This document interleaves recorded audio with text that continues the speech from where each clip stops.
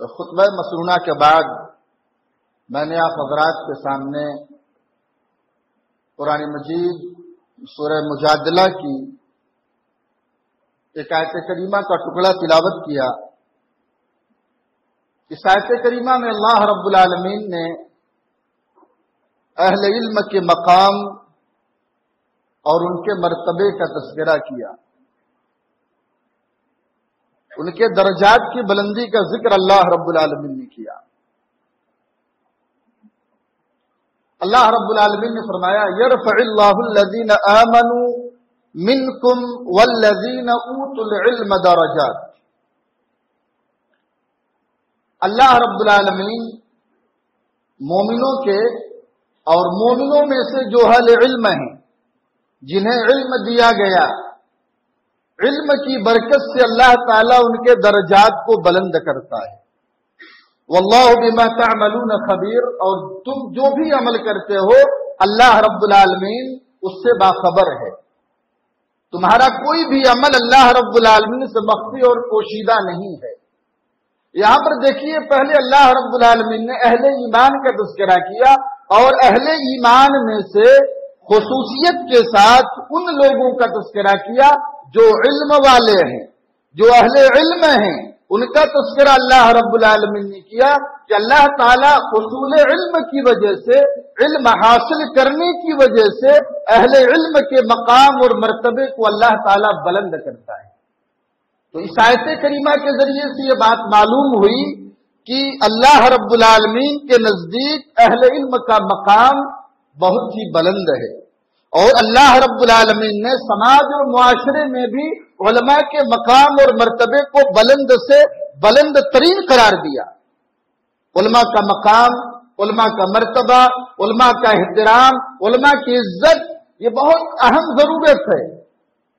یہ نہیں ہے کہ میں عالم ہوں کہ آپ میری عزت کریں، یا علماء یہ ڈیمانڈ کرتے ہیں کہ آپ ان کی عزت کریں، ان کا اہتمام کریں۔ در حقیقت، دراصل علماء کی عزت علم کی عزت، علماء کا احترام علم کا احترام۔ اگر ہم علماء کو ان کا مقام دیں گے، گویا ہم علم کو اس کا اصل مقام دیتے ہیں۔ اور قرآن مجید میں اللہ رب العالمین نے اسی بات کی وضاحت کی، یرفع اللہ الذین آمنوا منکم والذین اوتوا العلم درجات، کہ اللہ تعالیٰ مومنوں کو اور مومنوں میں سے جو اہل علم ہیں ان کے مقام اور مرتبے کو بلند کرتا ہے۔ تو علماء کا احترام دراصل یہ علم کا احترام ہے، اور علم کا احترام یہ کتاب و سنت کا احترام ہے۔ علماء کی عزت یہ دراصل علم کی عزت ہے، اور علم کی عزت یہ دراصل کتاب و سنت کی عزت ہے۔ اور جو شخص بھی کتاب و سنت کا علم رکھتا ہے، جس کے پاس بھی کتاب و سنت کا علم ہے، وہ احترام کا حقدار ہے، وہ عزت کا مستحق ہے۔ اللہ رب العالمین نے صاف لفظوں میں اس کی وضاحت کر دی۔ اور اس آیت کریمہ سے ایک نقطہ یہ بھی معلوم ہوا کہ علم جس سے جڑ جاتا ہے اس کی تقدیر بدل جاتی ہے، اس کی حیثیت بدل جاتی ہے، اس کا مقام اور اس کا مرتبہ بدل جاتا ہے۔ علم اتنا اہم ہے، کسی شاعر نے سچ کہا ہے کہ ڈھل جائے کوئی انسان جب علم کے پیکر میں، ڈھل جائے کوئی انسان جب علم کے پیکر میں، اخلاق بھی بولیں گے کردار بھی بولیں گے۔ یعنی انسان جب علم حاصل کرے اور علم کے مطابق عمل کرے تو اللہ رب العالمین اس علم کی برکت کی وجہ سے اس کے عمل اور اس کے اخلاق اور کردار میں بھی اللہ رب العالمین برکت دیتا۔ اور آپ دیکھیے قرآن مجید کو آپ پڑھیں تو آپ کو معلوم ہوگا، کتا یہ ایک نجس جانور ہے، کتا ایک نجس جانور ہے، جس کے پاس بھی کتا جاتا ہے لوگ اسے بھگاتے ہیں، دھتکارتے ہیں۔ اور کتے کے سلسلے میں اللہ کے نبی صلی اللہ علیہ وسلم کا فرمان ہے کہ ہر کالا کتا یہ شیطان ہے۔ اور اللہ کے نبی صلی اللہ علیہ وسلم نے یہاں تک فرمایا کہ جس گھر میں کتا ہو وہاں پر رحمت کے فرشتے نہیں جاتے، اور اگر کتا کسی برتن میں منہ ڈال دے تو 7 مرتبہ نبی کریم صلی اللہ علیہ وسلم نے اسے دھلنے کا حکم دیا ہے۔ وہ برتن پاک نہیں ہوگا جب تک ہم اسے 7 مرتبہ نہ دھلیں، 5 مرتبہ یا 6 مرتبہ دھلنے سے بھی وہ پاک نہیں ہوگا جب تک ہم اسے 7 مرتبہ نہ دھلیں۔ پہلی مرتبہ یا آخری مرتبہ مٹی سے دھلنے کی تعلیم اللہ کے نبی صلی اللہ علیہ وسلم نے دی ہے۔ لیکن اگر اسی کتی کے اندر علم آ جائے، اگر اسی کتے کے اندر شکار کرنے کا فن آ جائے، شکار کرنے کا ہنر آ جائے، تو اس کا مقام اور اس کا مرتبہ بدل جاتا ہے۔ قرآن مجید میں اللہ رب العالمین نے دو کتوں کی تعریف کی، ایک کتا اصحاب کہف کا کتا، وَكَلْبُهُمْ بَاسِطٌ ذِرَاعَيْهِ بِالْوَصِيدِ۔ سورہ کہف میں اللہ رب العالمین نے فرمایا اصحاب کہف کا کتا، اصحاب کہف جب غار میں اطمینان اور سکون کی نیند سو رہے تھے، ان کا کتا اس غار کے دہانے پر بیٹھ کر ان کی پہرے داری کر رہا تھا۔ یہاں پر اصحاب کہف کے کتے کی تعریف اللہ رب العالمین نے کی، کیونکہ کتا نیک لوگوں کے ساتھ جڑا ہوا تھا، اللہ رب العالمین ان کے ساتھ ان کے کتے کا بھی تذکرہ کیا، اور دوسرے کتے کا تذکرہ اللہ نے سورہ مائدہ میں کیا، جسے کلب معلم کہا جاتا ہے، سدھایا ہوا کتا، شکاری کتا جسے ٹرینڈ کیا جاتا ہے، جسے سدھایا جاتا ہے شکار کرنے کے لیے، اسے تعلیم دی جاتی ہے، جب شکار پر چھوڑا جاتا ہے تو چلا جاتا ہے، جب بلایا جاتا ہے تو پاس چلا آتا ہے، اگر رکنے کو کہا جاتا ہے تو رک جاتا ہے، جس سے کلب معلم قرآن میں کہا گیا ہے۔ اس کلب معلم کے بارے میں اللہ رب العالمین نے فرمایا وَمَا عَلَّمْتُم مِّنَ الْجَوَارِحِ مُكَلِّبِينَ تُعَلِّمُونَهُنَّ مِمَّا عَلَّمَكُمُ اللَّهُ۔ اللہ رب العالمین نے کلب معلم کا تذکرہ کیا، تم شکاری کتے کو اگر ٹرینڈ کرتے ہو، سکھاتے ہو، اسے سکھاتے ہو شکار کرنے کے لیے، تو اللہ کے نبی صلی اللہ علیہ وسلم فرماتے ہیں اسے تم اپنے پاس رکھ سکتے ہو، اسے پال سکتے ہو، اپنے گھر میں رکھ سکتے ہو۔ جہاں پر نبی نے کتے کے تعلق سے کیا فرمایا کہ جس گھر میں کتا ہوتا ہے وہاں پر رحمت کے فرشتے نہیں جاتے، لیکن اگر تم اسی کتے کو تعلیم دیتے ہو، اس کی تربیت کرتے ہو، شکار کرنے کے لیے اسے فن اور ہنر سے تم واقف کراتے ہو، تو شریعت نے پوری اجازت دی ہے اس کتے کو تم اپنے گھر رکھ سکتے ہو شکار کرنے کے لیے۔ تو گویا اس قرآنی آیات سے معلوم ہو کہ اگر علم جانور کے اندر بھی آ جاتا ہے تو اس کا مقام اور مرتبہ بدل جاتا ہے۔ تو آپ غور کیجیے، ہم انسان اشرف المخلوقات ہیں، اگر ہم علم سے جڑ جائیں، علم حاصل کریں تو ہمارے مقام اور مرتبے کا کیا کہنا۔ تو علماء جو علم حاصل کرتے ہیں کتاب و سنت کا علم حاصل کرتے، کیوں؟ تاکہ اللہ رب العالمین کے مخلوقات کی صحیح رہنمائی کر سکیں، ان کی صحیح تربیت کر سکیں۔ علماء کا مقام، علماء کا مرتبہ بہت عظیم ہے، کسی سے مخفی نہیں، بلکہ علماء کے مقام اور مرتبے کی اتنا ہی کافی ہے کہ اللہ کے نبی صلی اللہ علیہ وسلم نے ایک لفظ میں فرمایا العلماء ورثۃ الانبیاء، ایک جملے میں نبی کریم صلی اللہ علیہ وسلم نے علماء کے مقام کو بیان کیا، العلماء ورثۃ الانبیاء، یہ علماء جو ہیں یہ انبیاء کے وارث ہیں۔ ختم نبوت کے بعد، نبی کے بعد دین کی تشریح کرنا، دین کو اللہ رب العالمین کے بندوں تک پہنچانا، قرآن کی تفسیر کرنا، حدیث کی تشریح کرنا، یہ علماء کی ذمہ داری ہے، علماء کی ذمہ داری ہے۔ اللہ رب العالمین کے دین کو اللہ رب العالمین کے بندوں تک صحیح طریقے سے پہنچانا، یہ علماء کی ذمہ داری۔ اسی لیے اللہ کے نبی صلی اللہ علیہ وسلم نے علماء کو انبیاء کا وارث کہا، کہ علماء کے بعد، انبیاء کے بعد جس طریقے سے انبیاء کرام کا مشن تھا اس دنیا میں، اللہ رب العالمین کے بندوں کو اللہ رب العالمین کی وحدانیت سے جوڑ دینا، ان کے عقائد کی اصلاح کرنا، ان کے ایمان کی تجدید کرنا، ان کے اندر عمل کرنے کا جذبہ پیدا کرنا، نیک عمل کرنے پر ابھارنا، خیر اور بھلائی کے کام کرنے کی ترغیب دینا، جو انبیاء کرام کا مشن تھا۔ انبیاء کرام کے بعد یہ علماء کرام کا مشن ہے، اللہ رب العالمین کے دین کی اشاعت اور ترویج کرے۔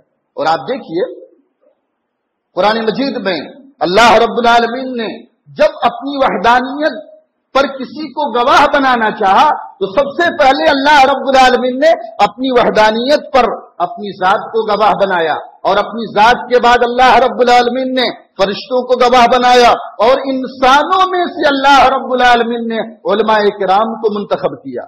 شہد اللہ انہ لا الہ الا هو والملائکۃ وأولو العلم قائما بالقسط لا الہ الا هو العزیز الحکیم۔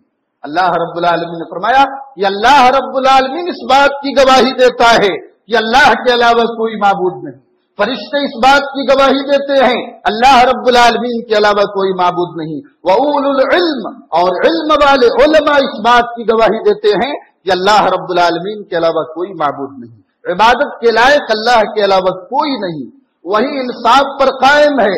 اللہ رب العالمین کا ہر فیصلہ انصاف پر مبنی ہوتا ہے، اور وہی بندگی کے لائق، اس کے علاوہ کوئی معبود نہیں، وہی حکمت والا ہے، وہی غالب ہے۔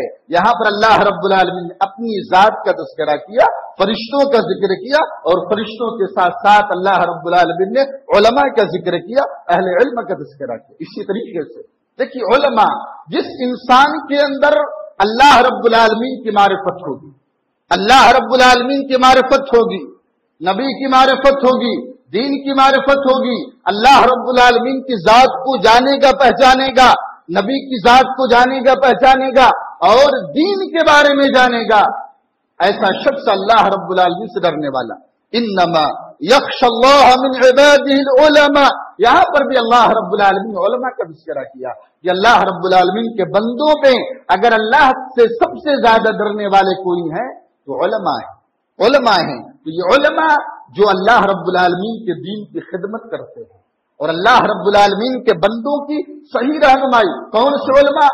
علماء ربانی، جو اللہ رب العالمین کے دین کو صحیح طریقے سے اللہ رب العالمین کے سامنے، اللہ رب العالمین کے بندوں کے سامنے پیش کرتے ہیں، بلا کسی تبدیلی کے، بلا کسی ترمیم کے، اپنی طرف سے اس کے اندر کچھ رد و بدل نہیں کرتے، اپنی طرف سے اس کے اندر کچھ اضافہ نہیں کرتے، کمی نہیں کرتے، بلا کسی افراط و تفریط کے، بلا کسی تنقیص اور تقصیر کے اللہ رب العالمین کے بندوں تک اللہ رب العالمین کا صحیح دین پہنچاتے ہیں۔ ایسے علماء کے بارے میں اللہ رب العالمین نے فرمایا یہ علماء سب سے زیادہ اللہ رب العالمین سے ڈرنے والے ہیں۔ اور موجودہ دور میں ہر عالم، ہر تقریر کرنے والے کو عالم سمجھ لیتے ہیں۔ ہر تقریر کرنے والا عالم نہیں ہوتا۔ عالم کون ہوتا ہے؟ عالم وہ ہوتا ہے جس کے علم سے پہلے اس کا عمل بولتا ہو، جس کے علم سے پہلے اس کا عمل بولتا ہو، جس کے اندر متانت ہو، سنجیدگی ہو، جس کے اخلاق اور کردار میں پھولوں جیسی مہک ہو، جس کے مزاج میں نرمی ہو، ایسا شخص عالم ہے۔ جس کے اندر علم کی گہرائی، حقیقتاً علم سے پہلے جس کا عمل بولتا ہے وہی حقیقتاً عالم ہے، وہی عالم کہلانے کا حقدار ہے جو علم سے پہلے عمل کرتا ہے، اپنے اخلاق اور کردار کے ذریعے سے لوگوں کو اپنی طرف متوجہ کرتا ہے، جس کے اخلاق اور کردار سے لوگ متاثر ہوتے ہیں، جس کے متانت اور سنجیدگی سے لوگ متاثر ہوتے ہیں، ایسا شخص حقیقتاً عالم ہے۔ اور اسلامی تاریخ آپ پڑھیں، صحابہ کرام کی سیرت پڑھیں، نبی کریم جناب محمد الرسول اللہ صلی اللہ علیہ وسلم کے زمانے میں اور نبی کے بعد عہد صحابہ میں، صحابہ کرام کے زمانے میں لوگ اپنے علماء کی کتنی قدر کیا کرتے تھے، اہل علم کی کتنی عزت کیا کرتے تھے، ان کا احترام کتنا کیا کرتے تھے۔ حضرت زید بن ثابت رضی اللہ تعالیٰ عنہ جن کے علم کی گواہی اللہ کے نبی صلی اللہ علیہ وسلم نے دی، اللہ کے نبی صلی اللہ علیہ وسلم حضرت زید بن ثابت رضی اللہ تعالیٰ عنہ کے بارے میں فرماتے ہیں وَأَفْرَضُهُمْ زَيْدُ بْنُ ثَابِتٍ، کہ سب سے بڑا عالم، فرائض کا، وراثت کا سب سے بڑا عالم حضرت زید بن ثابت ہیں۔ اللہ کے نبی صلی اللہ علیہ وسلم نے حضرت زید بن ثابت رضی اللہ تعالیٰ عنہ کے علم کی گواہی دی، ان کے علم کے پختگی کی گواہی دی، اور حضرت معاذ بن جبل رضی اللہ عنہ کے بارے میں فرمایا وَعَالَمُهُمْ بِالْحَلَالِ وَالْحَرَامِ معاذ بن جبل، اور حلال اور حرام کا سب سے زیادہ علم رکھنے والے حضرت معاذ بن جبل رضی اللہ تعالیٰ عنہ ہے۔ گویا نبی کریم صلی اللہ علیہ وسلم نے اپنی حیات مبارکہ میں حضرت زید بن ثابت رضی اللہ تعالی عنہ کے علم کی پختگی کی گواہی دی، اور نبی کریم صلی اللہ علیہ وسلم کی وفات کے بعد حضرت زید بن ثابت رضی اللہ تعالیٰ عنہ جب کبھی آتے، حضرت عبداللہ ابن عباس رضی اللہ تعالیٰ عنہ جو خود ایک بہت بڑے عالم ہیں، جنہیں ترجمان القرآن کہا جاتا ہے، جنہیں اس امت کا حبر الامہ کہا جاتا ہے، علم کے سمندر حضرت عبداللہ ابن عباس رضی اللہ تعالیٰ عنہ، لیکن جب حضرت زید بن ثابت رضی اللہ تعالیٰ عنہ کو دیکھتے کہ اونٹ پر سوار ہو کر آ رہے ہیں، اٹھ کھڑے ہوتے اور بھاگتے ہوئے جاتے، حضرت زید بن ثابت رضی اللہ تعالیٰ عنہ کے اونٹ کی نکیل تھام لیتے اور زید इब्न साबित खुद कहते, अब्दुल्ला इब्न अब्बास ये क्या कर रहे हो, तुम खुद एक बहुत बड़े आलिम हो, तुम अहले बैत में से हो, ये क्या कर रहे हो।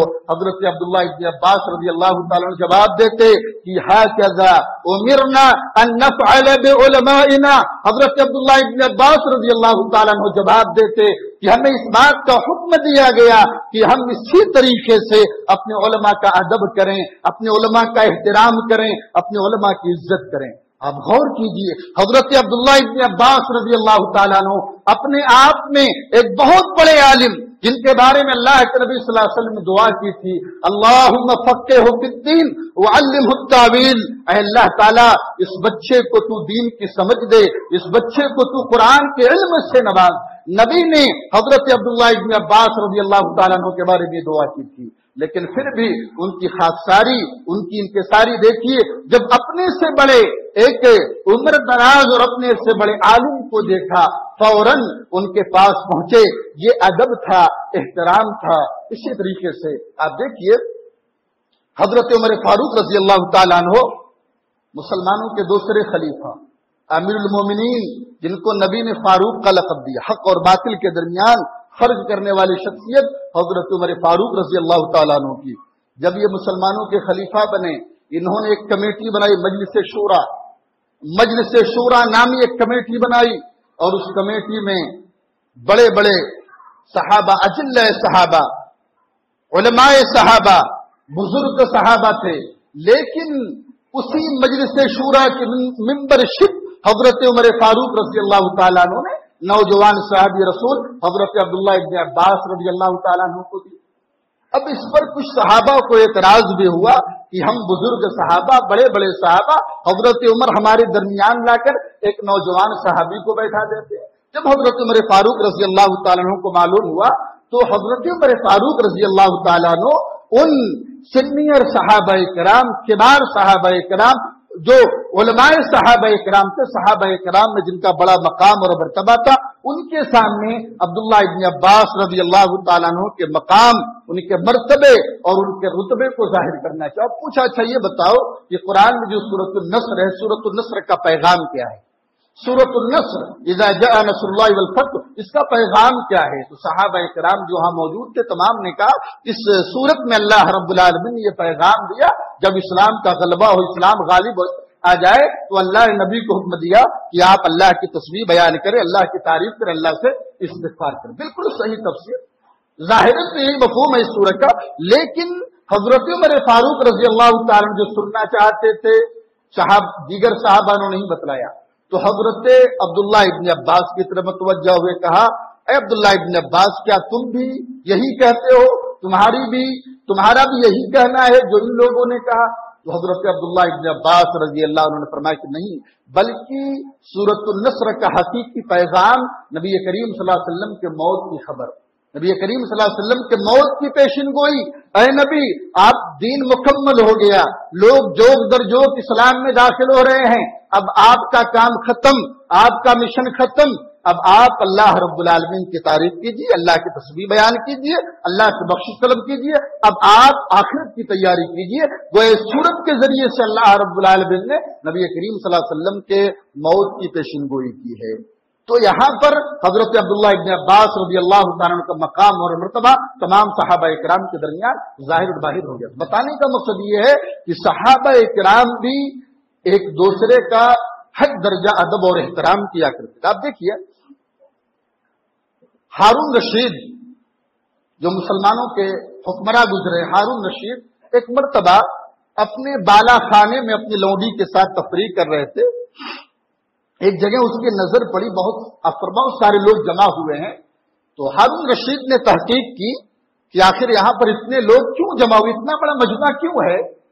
तो मालूम हुआ कि हजरत अब्दुल्ला इब्न मुबारक रहमतुल्लाह अलैह आए हुए, 2री सदी हिजरी के बहुत बड़े आलिम, 2री सदी हिजरी के बहुत बड़े मुहद्दिस, बहुत बड़े फकीह हजरत अब्दुल्ला इब्न मुबारक रजी अल्लाह तआला अन्हु जब आए, तो लोग उनसे मुलाकात करने के लिए, उनसे मिलने के लिए, उनसे इल्मी इस्तिफादा हासिल करने के लिए जोक दर जोक लोग आ रहे हैं। लोगों का एक जम्मे गफीर हो गया, लोग जमा हो गए, कसीर तादाद में लोग इकट्ठा हो गए। تو لوڈی نے کہا کہ بادشاہ سلامت، ایک بات کہوں، اگر آپ برا نہ مانے تو اصل بادشاہ آپ نہیں بلکہ وہ ہے عبداللہ ابن مبارک۔ آپ تو پولیس کی وجہ سے لوگوں کے جسموں پر حکومت کر رہے ہیں، یہ تو اپنے علم کی وجہ سے لوگوں کے دلوں پر حکومت کر رہے ہیں۔ تو ہمارے اسلاف علم کی قدر کیا کرتے تھے، علماء کی قدر، علم کی قدر، علماء کا احترام، علم کا احترام، علماء کی عزت، علم کی عزت ہے۔ تو ہمارے اسلاف بھی علماء کا جو مقام، علماء کو صحیح مقام دیا کرتے تھے۔ اور عبداللہ ابن مبارک رضی اللہ تعالیٰ عنہ جہاں اپنے آپ میں ایک بہت بڑے عالم تھے، ایک بہت بڑے محدث تھے، وہیں پر ان کے زہد، ان کے تقوی، اسی طریقے سے ان کے عمل کی کوئی مثال نہیں دے سکتا۔ جہاں جتنا پختہ ان کا علم تھا اتنا ہی پختہ ان کا عمل تھا۔ جہاں علم کے ذریعے سے وہ اللہ رب العالمین کے بندوں کی خدمت کیا کرتے تھے، لوگ ان کے عمل کو دیکھ کر جوک در جوک جو ان کے پاس آتے تو ان سے علم حاصل کرنے۔ تو بتانے کا مقصد یہ ہے کہ موجودہ دور میں ضرورت اس بات کی ہے کہ ہم اگر علماء کی قدر کریں گے تو گویا ہم علم کی قدر کریں۔ موجودہ دور بہت سارے افراد ایسے ہیں جو حقیقتاً علماء کی قدر کرتے ہیں، علماء کو صحیح مقام دیتے ہیں، علماء کی عزت کرتے ہیں۔ اور اس بات کو ہمیشہ یاد رکھو، جس سماج اور معاشرے میں علماء کی قدر کی جاتی ہے، علماء کو عزت کی نگاہ سے دیکھا جاتا ہے، علماء کو ان کا مقام دیا جاتا ہے، علماء کا احترام کیا جاتا ہے، اللہ رب العالمین اس سماج اور معاشرے کو ترقی عطا فرماتا ہے۔ وہ سماج اور معاشرہ ترقی کرتا ہے، عروج کی طرف گامزن ہوتا ہے۔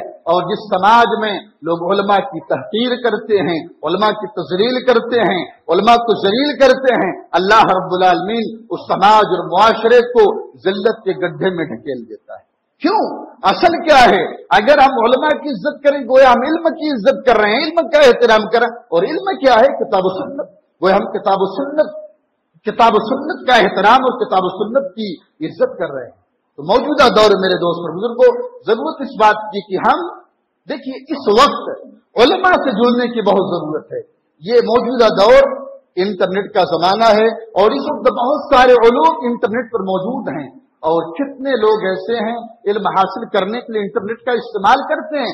اچھی بات ہے آپ انٹرنیٹ کا استعمال کریں، لیکن اس وجہ سے موجودہ دور میں نوجوانوں کے اندر ایک منفی رجحان پیدا ہو رہا ہے، ایک غلط رجحان پیدا ہو رہا ہے۔ لوگ یہ سمجھتے ہیں آج تو سارا علم انٹرنیٹ پر موجود ہے، اب علماء کی کیا ضرورت ہے، علماء سے رابطے کی کیا ضرورت ہے۔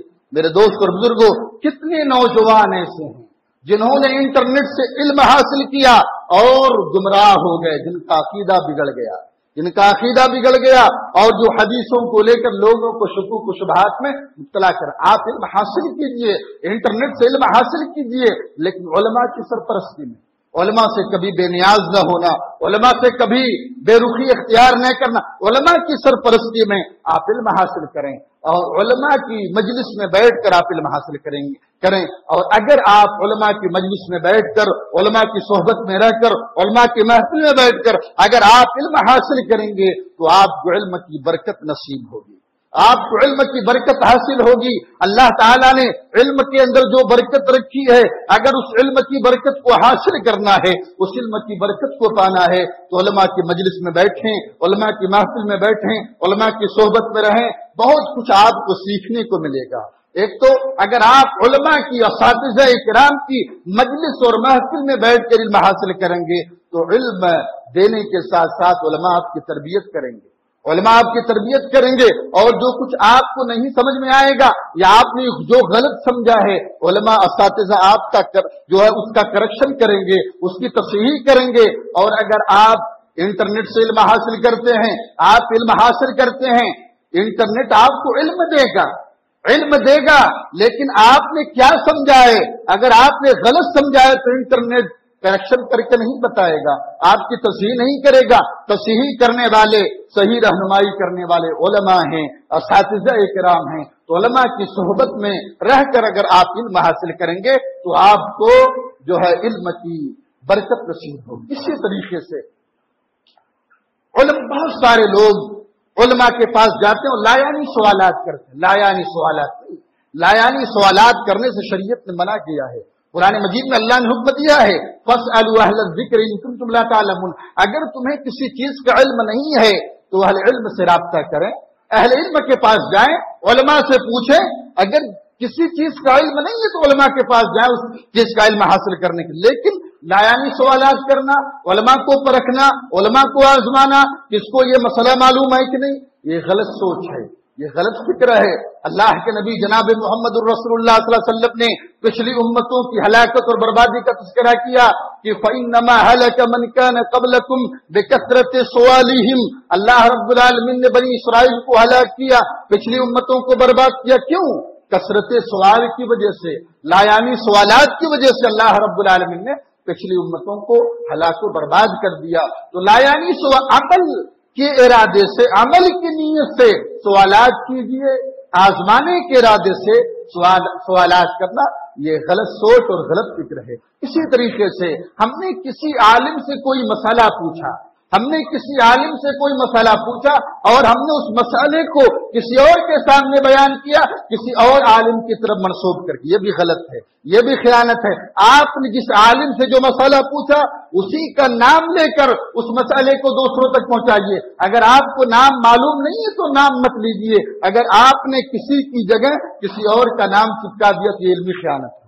اسی طریقے سے آپ کسی عالم کے پاس جاتے ہیں کوئی مسئلہ پوچھنے کے لیے، اگر اسے وہ علم، وہ مسئلہ معلوم نہیں ہے، وہ مسئلہ معلوم نہیں ہے، آپ اس کو حق دیجیے اتنا کہ اس کی تحقیق کرے، تحقیق کرنے کے بعد آپ کو مسئلہ بتلائے۔ یہ ضروری نہیں ہے کہ ہر شخص کو ہر مسئلہ معلوم ہے۔ آپ اسلامی تاریخ پڑھیں، بہت سارے ایسے علماء جن کو معمولی مسئلے معلوم نہیں تھے۔ امام مالک رحمۃ اللہ علیہ کی سیرت پڑھیں، آپ کو معلوم ہوگا ایک شخص لمبا سفر کر کے، طویل سفر کر کے امام مالک رحمۃ اللہ علیہ کے پاس آتا ہے۔ امام مالک رحمۃ اللہ علیہ محدث مدینہ، علماء مدینہ میں ان کا شمار ہوتا ہے۔ امام مالک رحمۃ اللہ علیہ کا 40 مسئلہ لے کر وہ شخص لمبا سفر کر کے آیا۔ امام مالک رحمۃ اللہ علیہ نے 40 مسائل میں سے 5 مسئلے کو حل کیا، 5 سوالات کے جواب دیے، اور 35 سوالات کے بارے میں امام مالک رحمۃ اللہ علیہ نے کیا کہا؟ لا ادری، مجھے نہیں معلوم، لا ادری، مجھے نہیں معلوم۔ سائل نے کہا امام محترم لوگ منتظر ہیں، کیا جواب دوں؟ امام مالک رحمۃ اللہ نے کہا جاؤ ان سے کہہ دو۔ امام مالک نے 5 سوالات کے جواب دیے، 35 سوالات کے جواب امام مالک کو معلوم نہیں ہے۔ تو بتانے کا مقصد یہ ہے، اگر کوئی عالم وقت مانگتا ہے، آپ نے کوئی مسئلہ پوچھا، اگر وقت مانگتا ہے تو وہ یہ سمجھ لیجئے وہ شخص علم کے مقابلے میں جو ہے علم کو لے کر، علم کے تئیں امانت دار ہے۔ اگر چاہتا تو آپ کو کچھ بھی مسئلہ بتا سکتا تھا، لیکن گویا وہ علم کے تئیں، دین کی تبلیغ اور دین کی ترویج کے تئیں وہ مخلص ہے، امانت دار ہے، وہ صحیح بات اللہ رب العالمین کے بندوں تک پہنچانا چاہتا ہے۔ اللہ رب العالمین سے دعا ہے کہ اللہ تعالیٰ ہمیں سماج اور معاشرے میں اپنے علماء کی عزت کرنے کی توفیق عطا فرما، بڑوں کا احترام کرنے کی توفیق عطا فرما۔ اللہ رب العالمین ہمیں علم کی اہمیت کو سمجھنے کی توفیق عطا فرما۔ اللہ تعالیٰ ہمیں دین کا خالص علم حاصل کرنے کی توفیق عطا فرما۔ اللہ رب العالمین ہم سب کو زیادہ سے زیادہ نیک اعمال انجام دینے کی توفیق۔